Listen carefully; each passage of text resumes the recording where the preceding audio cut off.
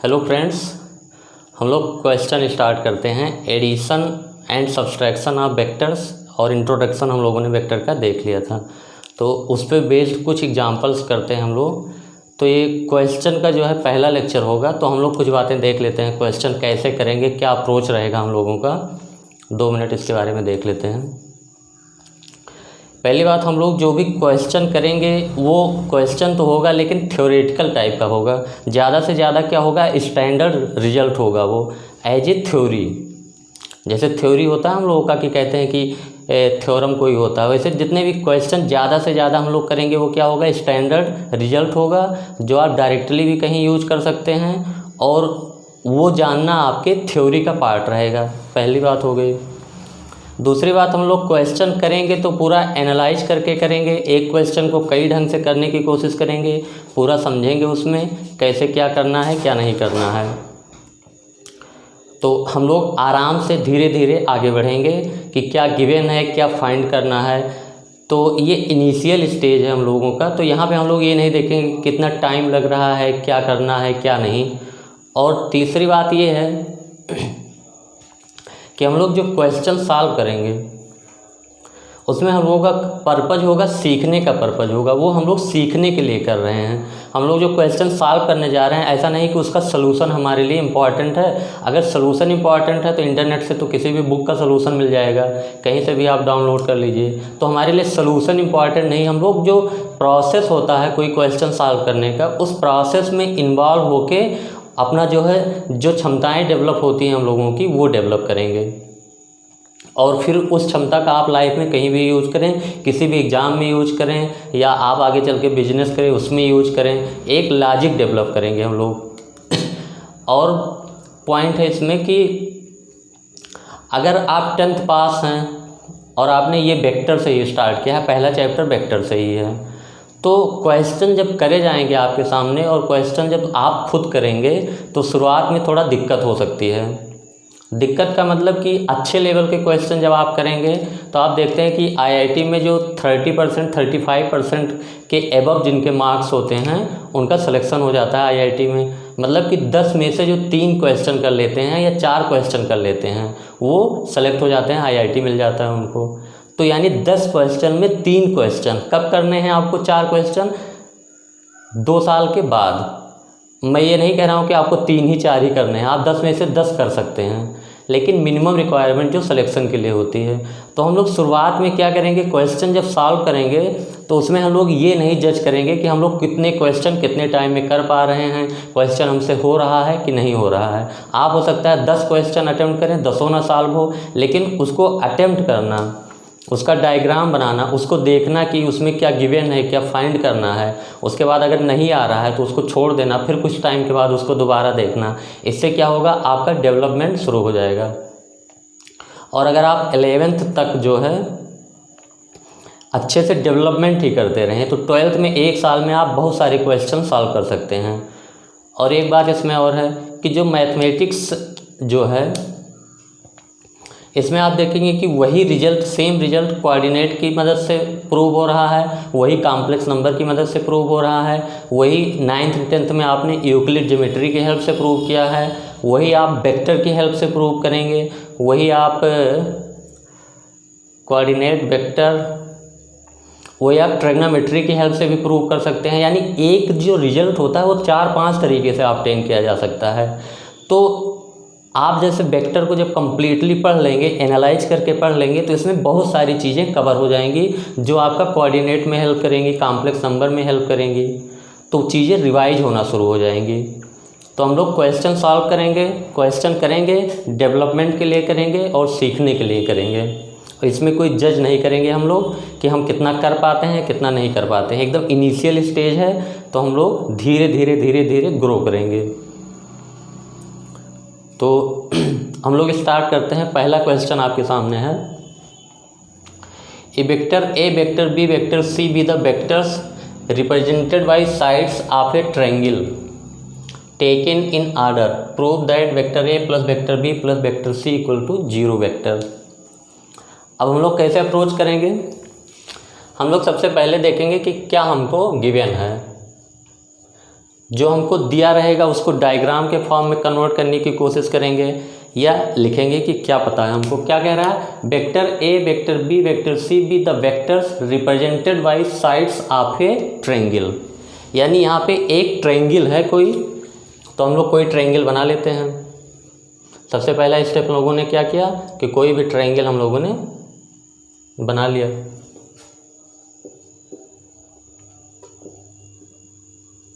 कोई ट्रायंगल हम लोगों ने ए बी सी बना लिया। A B C vector A, vector B, vector C be the vectors represented by sides of a triangle. यानी इसके साइड्स क्या है, vector A, vector B, vector C represent कर रहे हैं। और कैसे हैं, taken in order.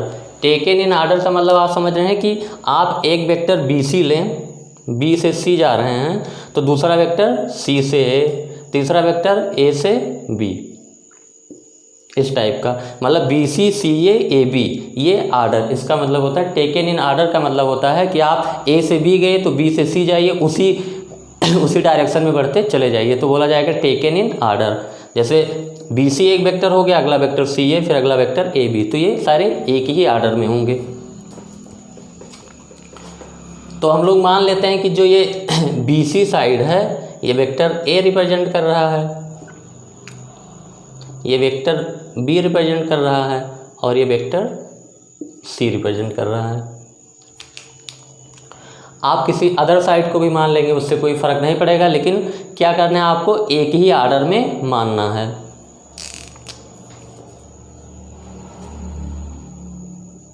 B C side हो गया ये आपका वेक्टर ए, सी ए साइड हो गया आपका वेक्टर बी, और ए बी वेक्टर आपका डिनोट किया गया वेक्टर सी से। टेकन इन आर्डर का मतलब आप एक बार फिर से समझ लीजिए। मान लेंगे ऐसे कोई पॉलीगन है, पॉलीगन का मतलब जिसमें बहुत सारी साइड हैं, A B C D E F G H.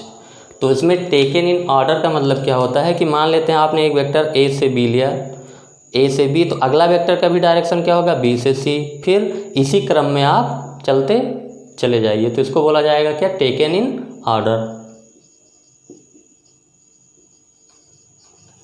मतलब कि यहाँ पे देखिए B C C A B, ये आप एंटी क्लॉकवाइज में चलते जा रहे हैं।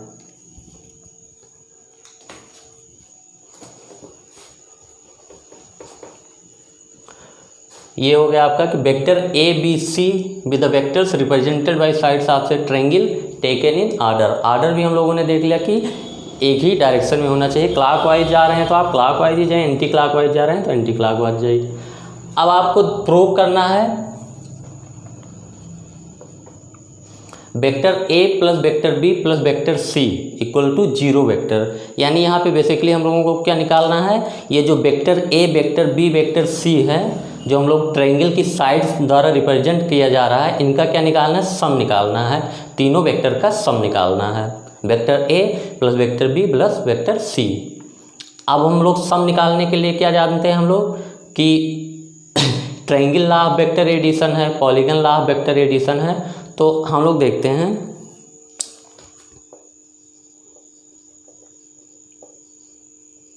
Vector A plus vector B plus vector C, हम लोग LHS लेके चलते हैं, vector A plus vector B plus vector C.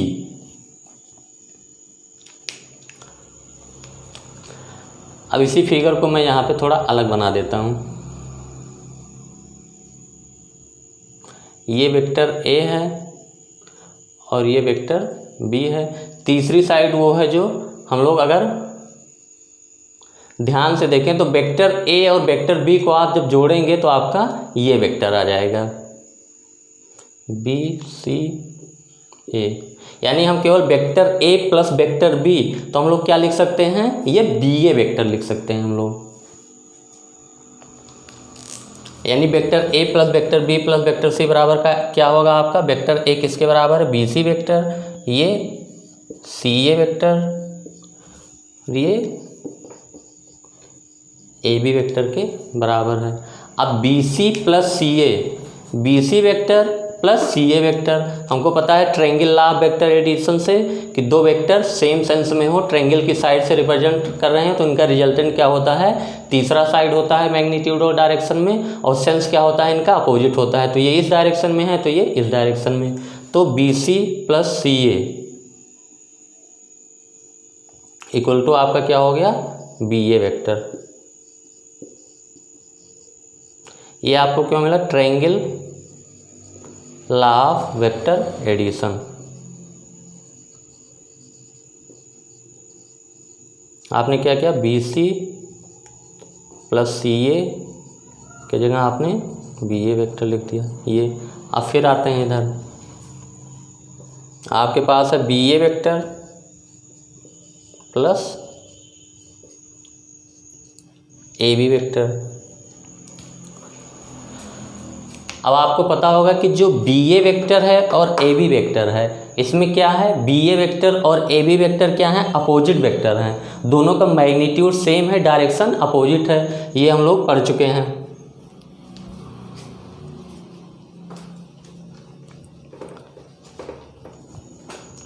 Negative of A vector में हम लोगों ने देखा था कि मान लेते हैं ये वेक्टर कोई आपका ए बी है, ये वेक्टर, तो आप वही सेम लेंथ कर दें और डायरेक्शन अपोजिट कर दें तो इसको क्या पढ़ा जाएगा, बी ए वेक्टर। ये आपका क्या हो गया, बी ए वेक्टर, ये आपका ए बी वेक्टर।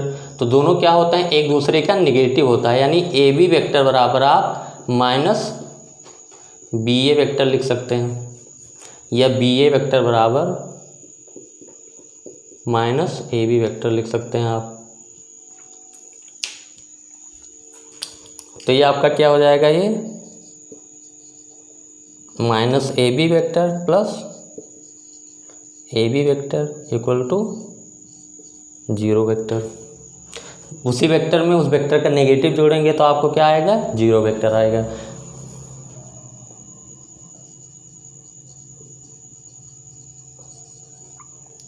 ये आपका प्रूव हो गया, vector A plus vector B plus vector C बराबर आपका 0 वेक्टर आ गया। अब हम लोग देखते हैं इसी क्वेश्चन को थोड़ा अलग ढंग से देखते हैं।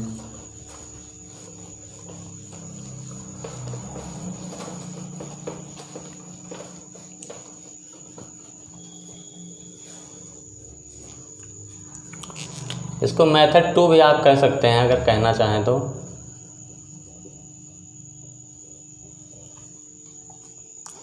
हम लोगों को क्या पता है कि vector A, vector B, vector C triangle की साइड्स द्वारा रिप्रेजेंट किया जा रहा है टेकन इन ऑर्डर, और हमको vector A plus vector B plus vector C equal to 0 vector लाना है, यानी हमको vector A plus vector B plus vector C की वैल्यू निकालनी है। तो फिर हम लोग वही काम करते हैं, हम लोग एक ट्रायंगल बना लेते हैं, ए बी सी, और इसको मान लेते हैं ये वेक्टर ए है, ये आपका वेक्टर बी हो गया, और ये आपका वेक्टर सी हो गया।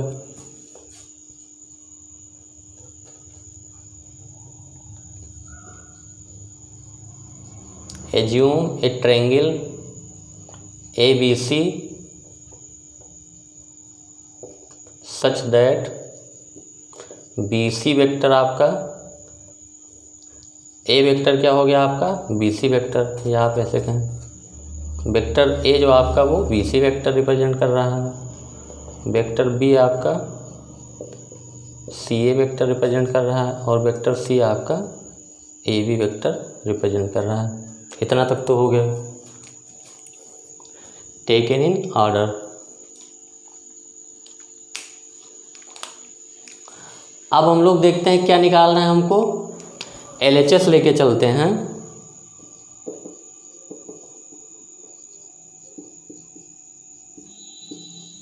Vector A plus vector B plus vector C, यानी 3 वेक्टर का सम निकालना है। तो हम लोग जानते हैं कि 2 वेक्टर का सम निकालने के लिए parallelogram law of vector addition या triangle law of vector addition हम लोग लगाते हैं। 2 से ज़्यादा वेक्टर हैं तो उनके लिए हम लोगों ने क्या पढ़ा है, polygon law of vector addition पढ़ा है हम लोगों ने। तो polygon law of vector addition क्या कहता है कि जितने भी वेक्टर हैं आप क्या करिए, पॉलीगन की साइड द्वारा रिप्रेजेंट करिए, taken in order, same order में होना चाहिए। उसके बाद पहले वेक्टर का टेल और लास्ट वाले वेक्टर का हेड मिला दीजिए, वही आपका क्या होता है, फाइनल रिजल्टेंट होता है मैग्नीट्यूड और डायरेक्शन में। तो इसको हम लोग देख लेते हैं।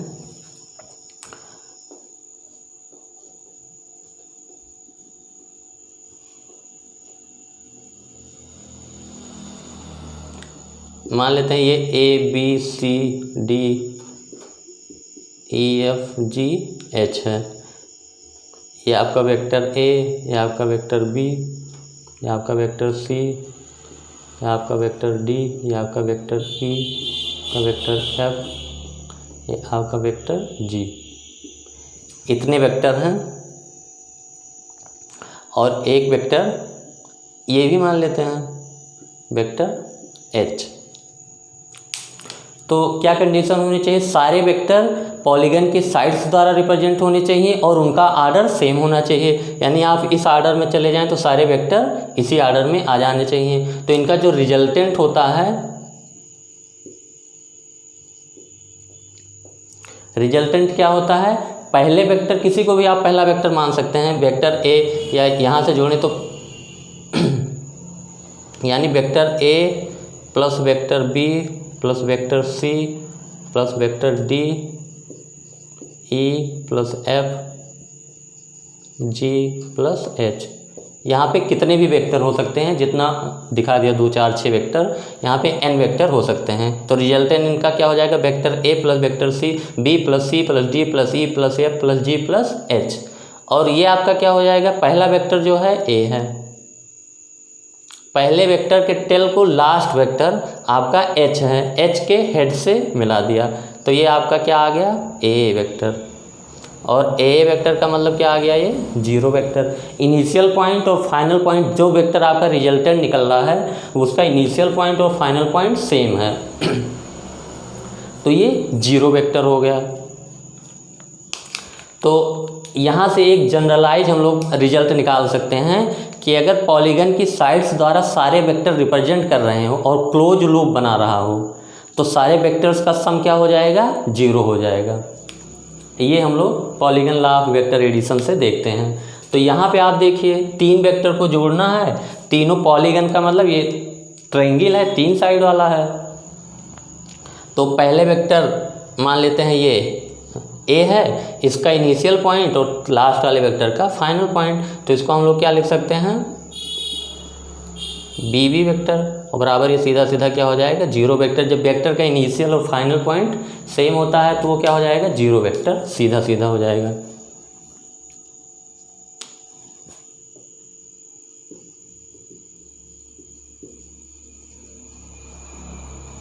Polygon law of vector addition, यानी सारे वेक्टर आपके एक ऑर्डर से पॉलीगन की साइड रिप्रेजेंट कर रहे हो, सारे वेक्टर पॉलीगन की साइड रिप्रेजेंट कर रहे हो और ये क्लोज लूप बन जाए, सारे वेक्टर एक ही डायरेक्शन में, एक ही डायरेक्शन एक ही ऑर्डर में है, कहने का मतलब। तो इनका सम क्या हो जाएगा, 0 वेक्टर हो जाएगा। तो यहाँ से हम लोगों को एक जनरलाइज रिजल्ट निकला कि मतलब 3 साइड का हो या 4 साइड का हो या 5 साइड का हो, यानी पॉलीगन के साइड्स द्वारा रिप्रेजेंटेड हैं टेकन इन सेम ऑर्डर, सारे साइड्स, तो उनका रिजल्टेंट क्या होगा, 0 हो जाता है। तो ये हम लोग लिखेंगे। उसके बाद थोड़ा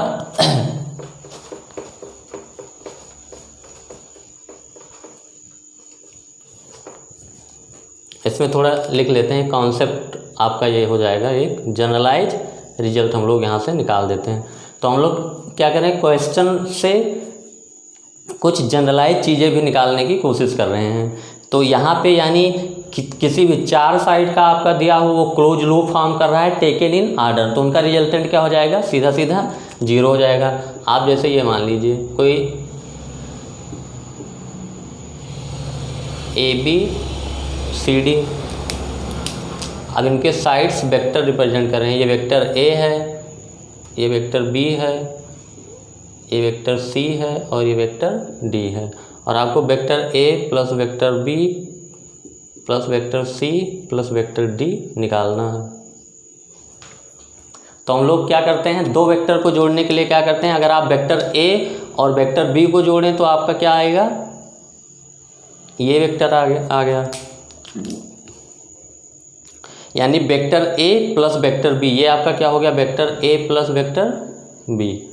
अब आप वेक्टर ए और बी को अलग अलग थे उनको भूल जाइए, उनकी जगह पे ये आपका vector A plus vector B मिल गया। अब इसमें क्या करना है, वेक्टर सी जोड़ना है, तो इसके हेड पे वेक्टर सी का टेल है तो आप ये मिला देंगे, तो ये यानी ये वेक्टर आपका मिल जाएगा, इन दोनों का सम। ये वेक्टर यानी vector A plus vector B और ये आपका AC वेक्टर हो गया प्लस वेक्टर सी आपका CD वेक्टर है प्लस वेक्टर D, ऐसे आप लिखा रहने दीजिए। ये AC वेक्टर ये AC vector plus CD vector आपका क्या आएगा, AD वेक्टर, और D वेक्टर आपका क्या है, D आपका DA वेक्टर है। तो AD प्लस DA यानी AD वेक्टर और DA वेक्टर अपोजिट वेक्टर होंगे, तो इनका सम क्या हो जाएगा, 0 वेक्टर। तो कहने का मतलब आप किसी भी तरीके से जाएं, डायरेक्टली रिजल्ट का यूज करें या आप दो वेक्टर को जोड़ें, 4 वेक्टर को जोड़ना है, A और B को जोड़ लिया पहले, फिर A और B को जोड़ने के बाद जो मिला उसमें C जोड़ लेते हैं, फिर C जोड़ने के बाद जो मिला उसमें क्या कर लेते हैं, D जोड़ लेते हैं। तो आप ऐसा सिस्टमेटिक ढंग से करते जाएँ, तभी क्या होगा, रिजल्टेंट 0 होगा। तो फाइनली हम लोग क्या करेंगे, ये जनरलाइज रूल हम लोगों के पास है कि अगर पॉलीगन के साइड्स द्वारा रिप्रेजेंट हैं सेम ऑर्डर में और वो क्लोज लूप फॉर्म कर रहा है तो उन वेक्टर्स का रिजल्टेंट क्या होगा, 0 होगा।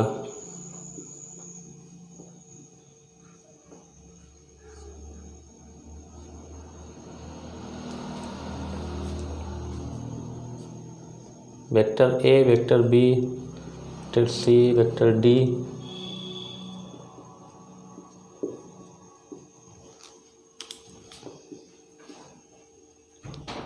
तो इसमें हम लोग क्या लिखें, अगर लिखना हो इसको थ्योरी के रूप में तो क्या लिखेंगे कि if vectors represented by sides of A polygon taken in order, taken in order, same order में आपका होना चाहिए, और पॉलीगन की साइड द्वारा रिप्रेजेंट करें, टेकन इन ऑर्डर